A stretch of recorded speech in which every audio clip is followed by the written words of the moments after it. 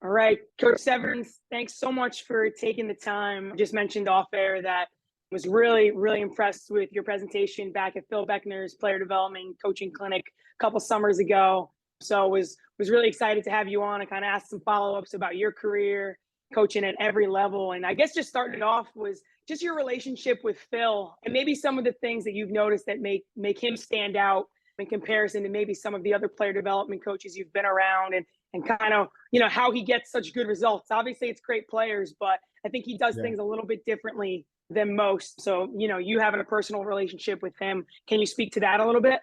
Yeah, I kind of followed his stuff online a little bit. And about 4 years ago, I was scouting and I was in Phoenix to scout a Suns game. And I had a day off and he happened to be doing a workout. So I contacted him and asked if I could come and watch the workout. And he said, sure. And so I went by and saw the workout, and we just kind of developed a relationship from that point on. And, I go back to Phoenix and watch him from time to time. And then he invited me to speak at that clinic that you were talking about 2 summers ago. And then, I've been fortunate enough to be involved with this thing that him and Dame do called Formula Zero. It's Damian Lillard's basketball camp that he has for high school and college kids. So, Phil and I have become, good friends. And he's unique because he started with Damian when Damian was really almost a nobody. He was wasn't recruited very hard, by the high major schools. And he ended up at a small school in Utah called Weber State. And Phil happened to be an assistant there. And so their relationship started from there, and it's grown to where it is now. So. Yeah, that's awesome. That Formula Zero too. Can you speak to that a little bit? Being part of that, I've seen some of the social media posts, and it looks like the guys are really working hard, and they're bringing in speakers and other coaches as well. And they had some college kids there as well. Were they like mentors to the high school kids? Well, we had 20 college and 20 high school kids. And Phil expanded it this year to the first 3 days were NBA players. And then the second 3 days were the college and the high school kids. And he brings in some really good, it's a lot of off-court leadership, mentoring, all that, don't be a knucklehead type stuff that he does. And as well as the on-court work. And Phil has a unique way of being about, how he does his business. And he's really good. And the motivational speakers that he brings in are excellent. The basketball is really good too. And it's a lot of it's all Dame. I mean, Dame picks the coaches, he picks the players, he pays for everything. He's very invested in this project that he calls Formula Zero. He's there every day. He's on the court every day. He's in all the, the leadership motivation sessions. So it's a good 6 days in Phoenix, and really good coaches, and they open it up to NBA scouts so they can watch the younger kids and evaluate them as well. That's awesome. So over the years, when you're, attending a clinic or something like Formula Zero, a conference, maybe just, coach's clinic, whatever it might be, what are kind of the things that stand out right away when you look back and are like, okay, I really remember this clinic, whether it was, really way back or something more recent? Like, what is it? Is it the way that the speaker? It's the presenter. It's the coach. I first started going to coaches clinics in 1979. I remember going to my very first coaching clinic in San Jose, California, and Coach Knight was the lead speaker. And this was way before anything. You had a chalkboard and that was it. They didn't use players. They didn't have, all that stuff that we have now. So it's the presenter. It's the ones I remember most of the coaches with the most presence. I've been to hundreds of clinics throughout the year. I've spoken at a lot of clinics. And the one thing that really stands out to me is, what kind of presence do the coaches have? And now, of course, we use players all the time. And so how are they with the players on the court? How do they communicate with the players? How do they interact with the coaches in the audience? Are they boring? Are they funny? Are they whatever? And so, but no matter what clinic I attend, I always can learn 2 or 3 things. No, like I said, I was up in Portland this weekend and we did a clinic for high school kids. And, I took 2 or 3 drills from the other coach that worked with me that I thought were great. And, my notebook's just full of stuff throughout the years of, we got to steal from each other because there's nothing new really. Yeah. Yeah. I But love it. So yeah. young coaches, they got as many clinics as they can go to, they've got to be able to do. So has that kind of been an influence in your starting of Gym Rat Basketball? I was perusing that website and it's awesome, Coach. I mean, I was going through, the player development stuff, all the different links you have on there, and I'm sure just the wealth of knowledge that you've acquired and over the years. Has that kind of been one of the motivations for starting it? Is just having so much information? What it was when I stopped scouting 2 years ago.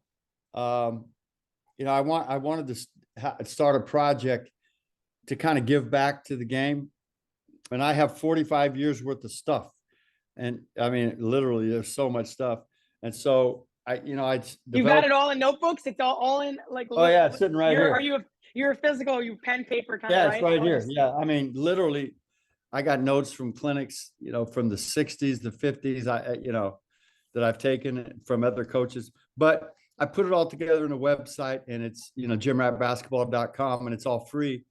And I just, it's a resource for coaches at all levels. And every day, and not every day, but probably twice a week, I'll add new content, whether it be videos or book notes or clinic notes or offense or defense. And so I've just taken all of my notes from my binders and lots of videos that I had of me, of other coaches doing clinics, and I put them on the website. And just, it just was kind of a give back to the game type project that I do. Yeah. Yeah. When it comes to player development, is there an area that you like teaching the most? Or, no. I know you have got the coach tube. I've seen your fundamentals and finishes, some of the ball handling. Is there an area that you really enjoy? Not really, most? Coach. Not really. I like doing everything. There's, no one area. I like doing it all. I mean, I think most of us have an affinity towards shooting. I really think a good skill development or a player development coach is judged by how well he can teach shooting. How did you learn to teach shooting? And this is my thought is always too, how many different people can you listen to teach shooting? Because everyone teaches it a different way, it feels like. Do you find that it makes more sense to listen, to have one guy, like one mentor in shooting? Okay. No, I've always been of the opinion that when it comes to a player, there should be one voice when it comes to shooting. One voice. So many times, especially I've seen it in the NBA, where you'll have, 4 or 5, different coaches and the players here, try this, do that, let's work on this. And now you've just created too much confusion. I've always been of the opinion that, the player should hear one voice when it comes to shooting. And, my kind of fascination with shooting, started when I was a grad student back in 1980. And I did my master's thesis on, on teaching shooting the jump shot. And, I had mentors who I learned from.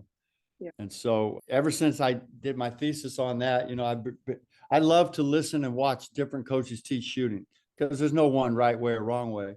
I have a podcast, believe it or not, and we only did about 20 episodes. Me and a friend of mine who was the player development coach for the Dallas Mavericks. He's my closest. What's it called? What was it called? Caught in the Net. Nice. Okay.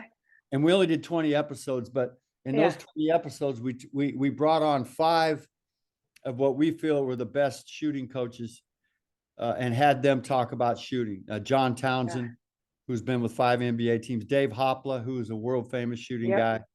A guy named Gannon Baker, who really kind of started the player development thing. Drew Hanlon, and a guy named David Atkins, who's a player development coach, was for the Wizards. And so I just enjoy listening to different people talk about shooting. So. Yeah. What about footwork when it comes to shooting? What I know this is the big debate. Yeah. Can you just touch on? I know it's always the 1-2 versus the hop versus having it all. Yeah. Here's how I feel about that. As long as the player understands what his feet are doing, or her feet, and how they're most comfortable coming into their shot, whether it be 1-2 or hop. I don't try to change that. If a player doesn't know and he has no preference, I would prefer the 1-2 into a shot. But if the player's more comfortable, hopping into the shot, then I'm not going to mess with that. And I've seen great players. JJ was a guy who would hop into his shot for the most part. Kevin Durant's a guy that comes 1-2 almost all the time. So, and then some players, going left, they do a hop, and maybe going right, they do a 1-2. So there's no one way to do it. But the important thing is that the player understands what their feet are doing and what's important for them, and how they can get themselves on balance. But if I'm just starting with a young player who has no idea, that I'll start out teaching the 1-2, and then we go from there. I guess is that a similar answer then for the permanent pivot foot, or is that totally different on the perimeter? I'm a strong believer that when you catch the ball on the perimeter, you should establish a permanent pivot foot, which would be left foot for a right-hand player, right foot for a left-hand player. And there's reasons that I believe strongly in that. One is I really think it helps cut down on turnovers and traveling. But the other thing is Coach, all of us have a dominant hand. Like I'm right-hand dominant. You're probably right-hand dominant. Yep. And almost all players have a dominant foot. It's much easier to play off of one free foot. Like if I'm a right-handed player, I'm going to try to play off my right foot being free as my jab foot. It's the rare is the player that can play off both feet and jab equally as well with his right and his left. Yeah. Now we had Chris Paul, and Chris was one of the players that was able to do it. He could establish either foot as a pivot foot and jab equally well off of both, but it's difficult to do. And so I teach the permanent pivot foot on the catch. That's just something I feel strongly about. It's not going to happen every time, but for the most part, if you watch players play, the good players, they play off their permanent pivot foot, most of the time. And then getting into that triple threat with that left foot down. Mm-hmm. This is one point that I remember specifically from the clinic that you and Phil talked about was the quote unquote traditional triple threat where the ball's on your right hip. Now these days, these NBA players are putting the ball on their left hip to get into their shot. Righties. Yeah, most players do. I mean, if you just watch players play, naturally the ball comes to their left hip. And I'm a strong believer in putting that ball on your left hip and being able to protect the ball on the left hip. And some old school coaches were like, Coach, how do you get into your shot if it's on the left side? And, you just show them, you can do it. It's not that hard. So, and watch the really good players play, when they catch the ball, they put the ball on their left hip for the most part, and we're able to play out of that. And when it comes to finishing, it's a comfortable I agree. position. And you can almost protect the ball a little bit more too, right? I think so. Yeah. When it comes to finishing, have there been some routines, some staple routines that you'd have with bigs versus guards, and just developing touch for, whether it's a high school player, a young college player, to develop touch around the rim, whether it's big guys, whatever it might be? Have there been some staples? Like, are you always starting in close with, Mike-ins? Like, what are kind of the ways that you're developing touch with somebody around the rim early in their, I guess, college or high school careers? And pro guys too. I think it's really important that big players and guards both be able to shoot floaters. It's such an important part of our game now. So that the first thing I usually begin with when I talk about finishing is teaching the floater and the technique with the hands and the feet and all that. But I think that's really important that bigs have to have it, guards have to have it. So when you talk about finishing, I like to start with teaching them how to shoot floaters. Now, floater is off 2 feet, runner is off 1 foot. Okay, that was my next question. And my teaching, and I teach them both, but you have to be aware that they don't charge and they high jump instead of long jump. And so I like teaching the open hand floater with the high soft touch. And then, all the different finishes, Mike-ins, reverse Mike-ins, all that stuff, there's a million different finishes, but I also think it's important that, it's good to do all that stuff 1-on-0, but then you have to work on live finishing. It's really important. I watch so many of these trainers and these guys online, and they're doing all these tricky moves, against cones and all this stuff, and there's no defense. Now you throw a defender in front of them and work on finishing. It's a whole different deal. So Yeah. when it comes to actual finishing around the rim, I like to do work one-on-one live with different finishes. With the post players, when you're working on the floaters, I think it's not necessarily off the dribble floaters, right? It's catching Could be out of a either. short roll Both. floater. Short It's roll popping floater. those feet and getting. Yep. Yeah, I feel like a lot of things, especially on the women's side, I think a lot of post players struggle playing out of that roll and being able to kind of see the help behind them. Mm-hmm. So to avoid that charge and get both feet down, and then Yeah. the same thing about keeping the ball high instead of bringing it down when they land on two there. Yeah, and coach, you got to work on both. You got to work on the Yeah. short roll with the pound dribble and up, and you got to work on the one with the no dribble. You got to work it from the baseline. You got to work it from the short roll, from the dots. I love going to college practices. Last week I went to USC to watch their women's team practice, and the coach does a great job. She's got a really good staff. And Lindsay Gottlieb. Yeah, Lindsay did a great job, and they're working on their their little floaters and their touch out of the short roll. So it's really important that those big kids, especially the higher up you go in competition, because you can't get to the rim all the time.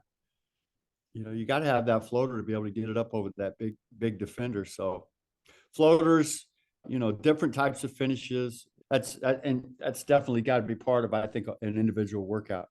So you're still a big believer in the back to the basket post player? Depends on who it is. If you got one that can do it, sure. I feel like in the women's game, it's more alive than ever before. Oh, it's so. I go to a WNBA game or a college women's game, you'll see more post ups, in a WNBA game in one game than you will in the NBA in a month. Yep. They really emphasize post play, back to the basket post play, and the NBA is very, very rare that you'll see an actual big man with the back to the back. The guards will post up some, the wings, but as far as like a traditional big posting up on the block, those days are long gone. Yeah. Except for a few, the Embiids of the world and, a few guys like that, but there's not many. Yeah. All right. Touching on your career in the NBA, player development. I mean, I'm so curious. I'm not gonna lie. Blake Griffin was my favorite player growing up. He was pretty good. Loved his game. Yeah, he was pretty good. I was still mad there was no championship, coach. Come on. Just kidding. No. I was a loyal fan through and through, coach. Fan. That kills me at least once a day. I think about the playoff series that we blew and should have won, and it's tough. Hey, that's the league. There was some Lob City though. There was some exciting times. And I'm just curious. I guess just overall, I mean, working for Vinny Del Negro and then Doc. Just maybe the differences in their coaching styles from their coaching for, with their relationship with the players, but then also with their staffs, and maybe how different that was for you and being able as an assistant to adjust to your head coach. Well, I really don't want to get into the differences between the two.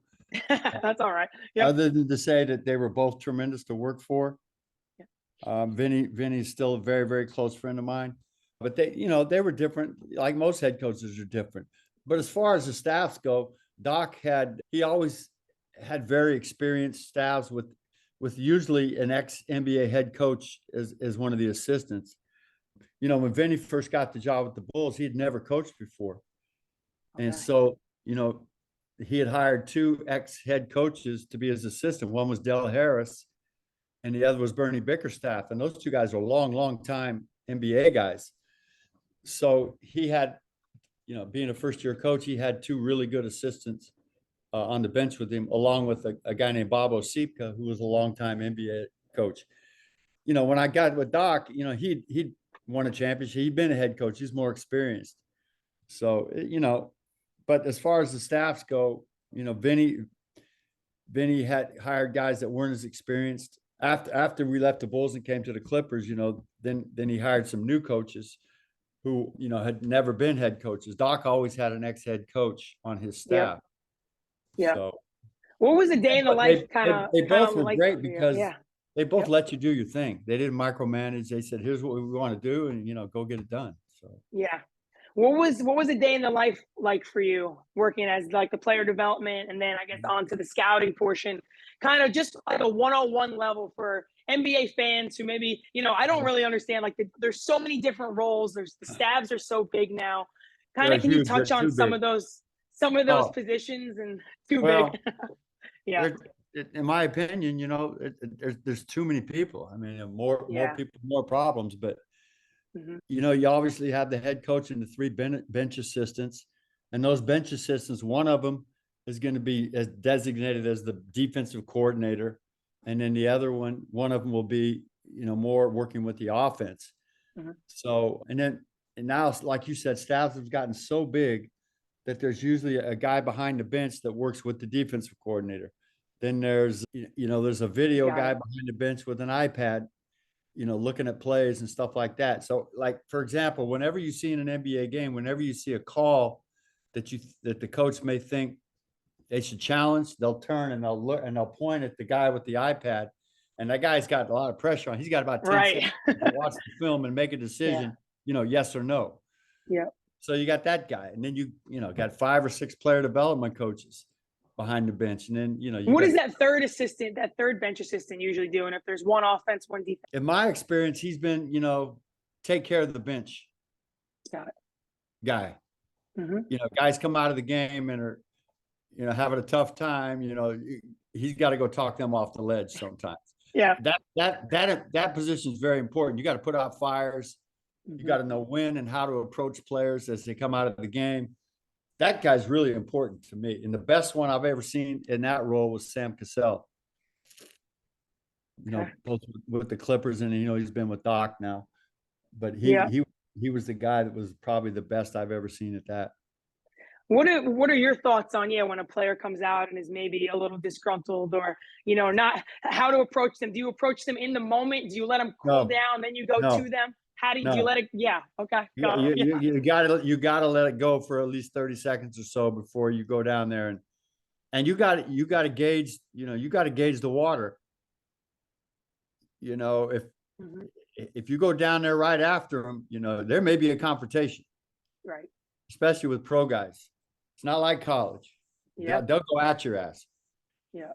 Yeah. And so you got to give them, at least 30 seconds, a minute to kind of compose themselves a little bit. And then maybe you can approach them. So and each player is different, but Hmm. you got to understand there's some volatile people. Yep. There's some, I mean, Yes. there can be some tough personalities that you're dealing with. And so you gotta know when the right time is to go down and have that conversation. And you know what? Sometimes there's no conversation to be had. You let There's it go. certain things that you can let right, like the Yeah. difference between a big conflict, small conflict, and do you feel Yeah. like that's also the sign of a head coach or assistant coaches that can just read the room a little bit of what to address and what to kind of not make such a big deal out of? Yes, absolutely. And that's, a lot of times ex-players have a good feel for that. Sometimes it's, after the game, sometimes it's halftime, sometimes it's not till the next day. Yeah. Sometimes it's, 30 seconds. So that's one of the most, I think, overlooked parts of being a good coach is those types of things. I mean, everybody knows all the plays and, they got all the defenses and all that stuff. How do you relate to your players? It's just as important as all those tricky plays that you're going to draw up. Obviously you got to have great players to win, but that relationship part of the player coach thing is just as important as your system and what plays you're running and all that stuff. That's How that's much I does feel. how much does having player input then in terms of defensive coverages, off some play calls, whether Mhm. it's What level, coach? pregame, yeah, What at the level? NBA level, Well, they got how the much players got, input do players have, and how far does that usually go? and the more veteran players will have more input. I mean, the rookies and first and second year guys, they're not, they're not going to have it. But it's really important to let those guys have input and have their say. I remember Pop would, he had really veteran teams when they were winning, And I remember there were times when it was a timeout, he would give the board to Manu or to David, or Tim, and say, draw it up. What do you got? And you got to be flexible enough to do that with your veteran players. Doc would do that from time to time, and when it comes to practice, you really got to listen to those guys, the vets. They have to have input when it comes to practice. And what I mean by practice is, do we practice or do we not practice? I was gonna ask that. How has that changed? How has that changed? Yeah, how you feel? They don't practice much. Once the season starts, it's very rare that they have a full 5-on-5 get after it practice. You just can't do that because of the games. But sometimes if you got one of those planned, or you're thinking about doing one of those, you got to go to the vets and say, hey, what do you guys think? How you feeling? Doc was really good at that, taking the temperature, because he played and he trusts veteran guys. And, you got to take the temperature of those guys to see, and sometimes you got to tell them, look, fellas, we're slipping. We really got to practice today. There's a lot of game slippage. We're only going to go 30 minutes hard or whatever it is, but we got a lot of game slippage that we need to clean up. So we got to get after it a little bit. But you can't change a lot from the beginning of your career to towards the end of it, coaching. Yeah. Like when you first got in, were there lengthy? I remember I was listening to something with Stan Van Gundy the other day, and he was like, "We used to have these guys would be dripping in sweat after the pregame shoot around and all that." And he's like, "You just can't do it anymore." And those days are over. And he was, And it used to be, Coach, where I'm going to an NBA training camp tomorrow for 2 days to watch a team, and it used to be, 2 days were just assumed. It's not like that anymore, and the game day shoot arounds, sometimes they would be, turn into a 90-minute practice, back in the day. Those days are gone. And we have so much input now from the medical and the performance people, right, that if you start doing that, they're going to lose their minds. How about scouting? How different does that look in terms of the length of film sessions? And that's that's a great question, Coach, because that becomes a really important area when you talk about how long film sessions. Because if it were up to coaches, they'd go forever. You got to be really careful with that stuff, and you got to think like those players think sometimes. And because I've been in film sessions where literally they fall asleep because the coaches just go too long. Yeah. I think you gotta do it within a 15-minute time frame. Now playoffs are different. So obviously playoffs, you got to spend a little more time. But like during the regular season, a 15-minute film session I think is sufficient. And the games are coming so quick, right? That they're just coming so quick. And now players should be watching film on their own. And now they're, like you said, staffs are so big that there's almost a coach for every player. And the players assigned a coach, and that coach has their individual film. So there's a lot of that goes on too. But as far as a team setting, you got to be careful with that, because players can get bored, and they can their attention spans sometimes are about 15 minutes. Yeah. So how much scouting were you doing? Were you responsible for any of the scouting side of things with the Clippers? Yeah. Well, with the Bulls, my second year with the Bulls, I was assigned scouts, and then with the Clippers, I was assigned some scouts too. And there's so many coaches now that they kind of divided up, some divided up by teams, some divided up by regions, and there's so much film available now. Yeah. And there's so many resources. There's so many video guys that, it's very thorough. I mean, what was your process like? Were you watching full games, taking notes by hand, what did your kind of process look like? My process was, to probably go back 3 games, maybe 4. And if you played them earlier, you watched that game. And my process was, hand notes, personnel, what are they doing on defense? What are their main sets? Any special situations we need to be aware of? And then most teams have a form. You'll take that and put it into a form scouting report, that goes out to the coaches, and they've gotten so detailed with their scouting reports. The scouting reports could be up to 8 or 9 pages long now because it includes so many of the stats and the analytics. Right. Um, Right. and mainly that's for coach, because trust me, players aren't going to read an 8 or 9 page scouting report. That's mainly for the coaches. You know, if you condense it down to 1 or 2 pages for the players, then I think that's better for them. But I could show you copies of, you know, scouting reports for games. Yeah. It's like 8 or 9 pages. There's just so much information because we have so many people now. You know, each team has, you know, between 5 and 10 analytics guys, and, you know, they're going to have their say of the scouting report. And then the coach is going to have his say, and then the head coach is going to have his say. And so there's a lot that goes into an individual game. But at the end of the day, you got to take whatever you think is, you know, the 3 or 4 things that are really, really important, because players can't remember all that stuff. Yeah. And on the short turnarounds, it's like Yeah. your base coverages you tend to Yeah. rely on, and how That's the many thing. adjustments deep and all that stuff, right? Of like, you've always got to have plan B, plan C, I'm sure, Yeah. especially as You you get got plan A, and into sometimes I heard coaches say this, sometimes plan A is like, we don't know if it's working because you guys aren't executing it. You're not playing hard enough here. You're not executing it. We can't change our coverage because we don't know if plan A is not working, you know? So there's a lot of that goes on, but you got to have your base, you know, 2 or 3 things that you really believe in, you know, 3 or 4 ways to guard the pick and roll that you really believe in. But there's a lot to it.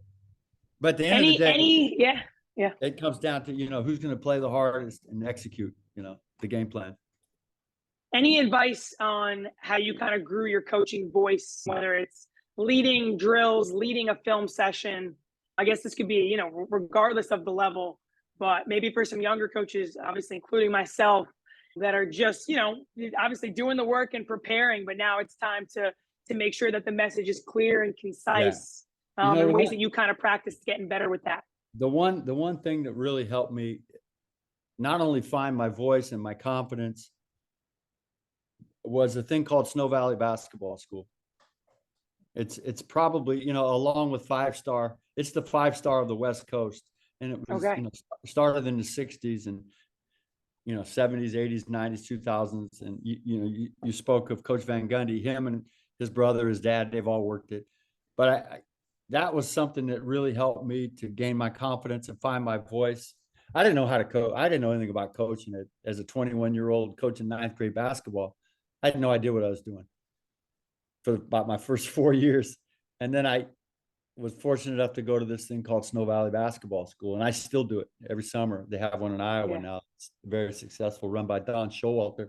And, you know, my advice to coaches, try to get as many reps as you can coaching and teaching and having to present in front of a group, having to present in front of coaches. That's the only way you're going to get. It's just like shooting. That's the only, you know, you got to have rep. And, you know, to be able to build your confidence, to speak in front of the team, to speak in front of a group. And that's what did it for me. And not that I'm any good, but it made me much more confident being able to go to Snow Valley Basketball School and having to prepare and present in front of a big group. Yeah. Speaking to the characteristics of a great assistant, I obviously done my homework. We've done my homework on you, and I've watched a bunch of your stuff, Coach. And you spoke about loyalty, trustworthy, and a work ethic. I don't know if those have changed or evolved over time now, but those were your big 3. Can you just kind of touch on each of those, starting with loyalty? The 2 things I really noted was the fact of being united, but also being able to disagree with the head coach. So I don't know if you want to start there a little bit. Yeah, disagree and then, you know, agree and be in alignment when you walk out the door is really important. Most of us, I've been an assistant coach most of my life, and you probably have too. But your number one job is to be loyal to the head coach, not loyal to the point of being blind, but you got to do everything you can to make his job or her job easier. And it's your job to make them look good. That's your number one job, and to take as much as you can off of their plate as an assistant coach. And loyalty is the number one thing. And see, sometimes, and I've seen this, Jim, with coaches where they'll hire their friends out of loyalty, but always hiring your friends isn't the best way to do it. Because now if your friend is your assistant coach and they do something that's not loyal to you, you know, they're your friends. So you tend to overlook it from time to time because they're your friends. So I think you got to be careful about hiring really close friends.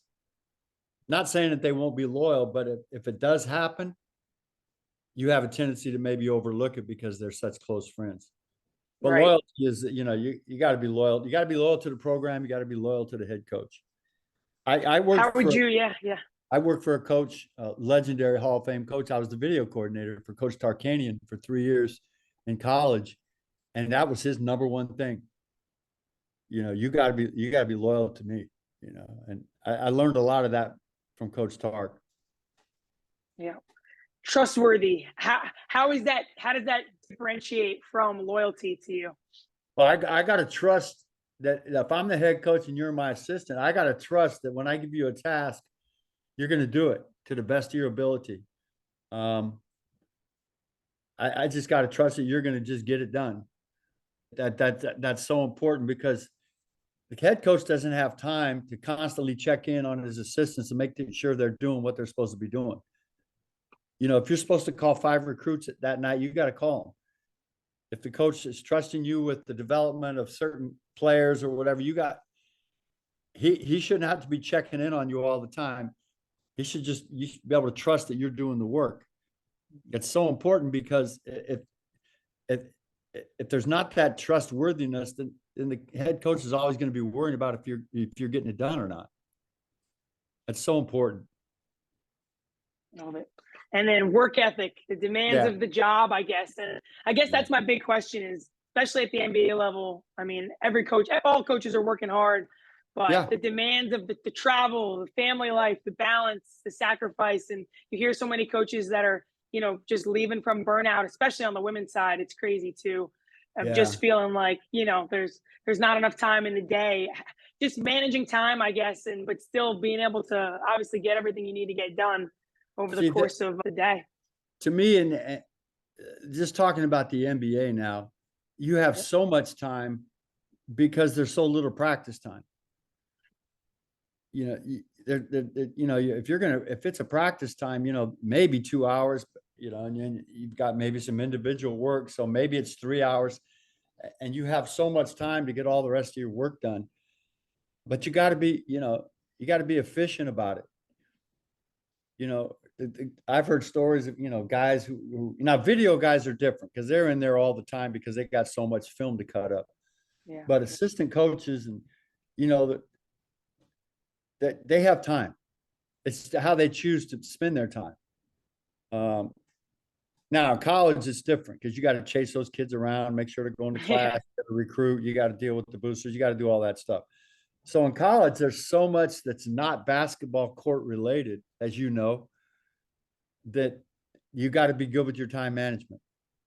NBA, they got one job, basketball. Yep. You know, so they're not chasing recruits and worrying about classes and study hall and all that stuff.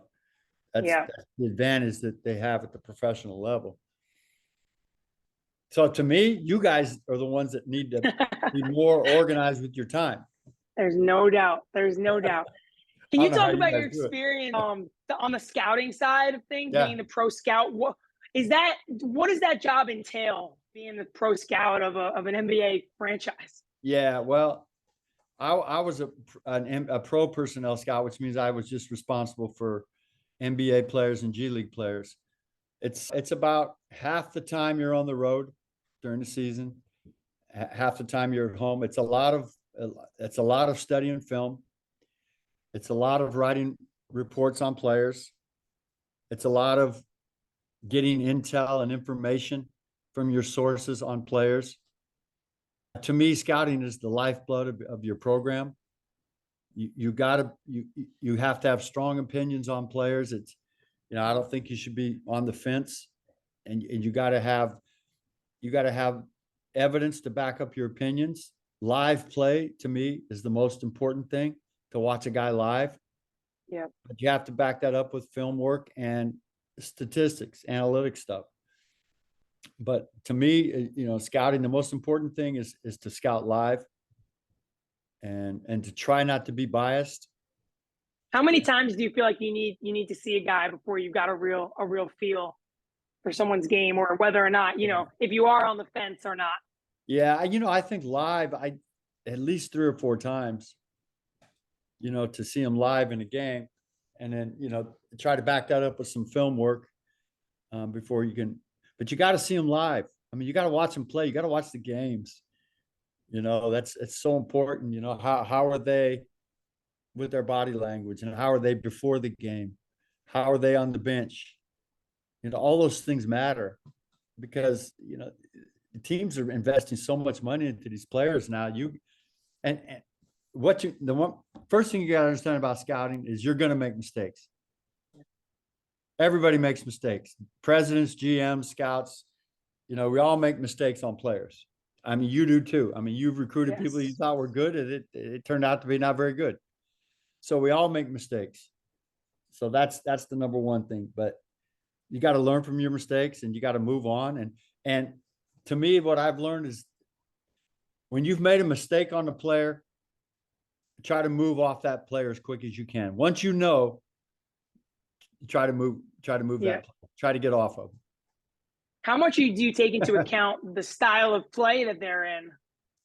Yeah, versus what they're going to be playing in. Yeah, it does matter. And not only the style of play, but can he play for our head coach? Right. That's a good point. Right. We play this way, and our head coach, this is the way he likes to play, and these are the type of players that he likes.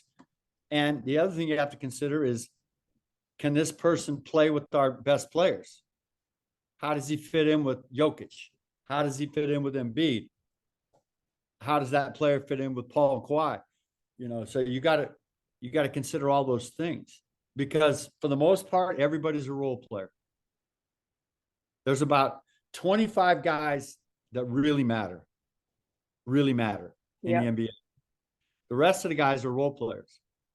Some of them have a bigger role than the others, but they're role players. So you got to figure out how those role players fit in with your stars, fit in with your coach. That's good. Last two for you, Coach, and I'll let you go. I know it's a nice day out there over Manhattan Beach. But, it's beautiful sunset today. It's gorgeous.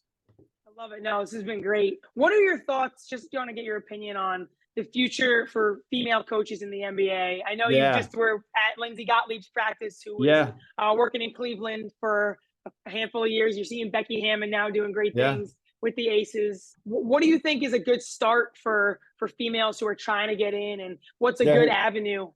There has never been a better time for a female to get into the NBA than now. Now's the time, because every team is hiring them. Okay. So, whether that's a video person, when I was with Vinny, back in 2012, we hired one of the first. I talked Vinny into hiring this gal, and he hired her in the video room. She's one of the first. Now she's the top assistant with Becky Hammon. Yep. So this is the time, because every team is going to hire either a video person, a player development person, front office people, scouts. It's wide open now for women to be able to get into the NBA. So, that door has been blown wide open. What do you think are the requirements?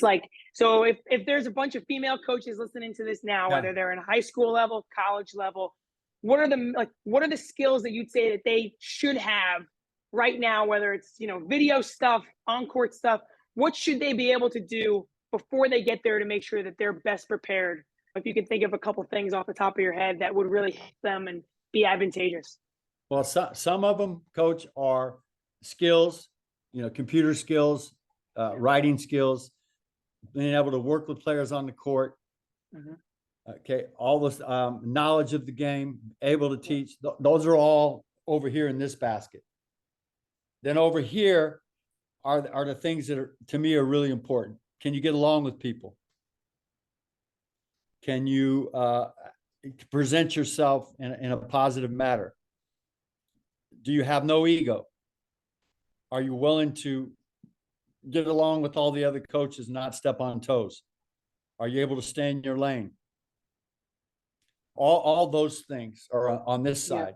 So you got to have a combination of all this over here, the technical skills, the basketball skills. You got all this stuff over here, which are the other things.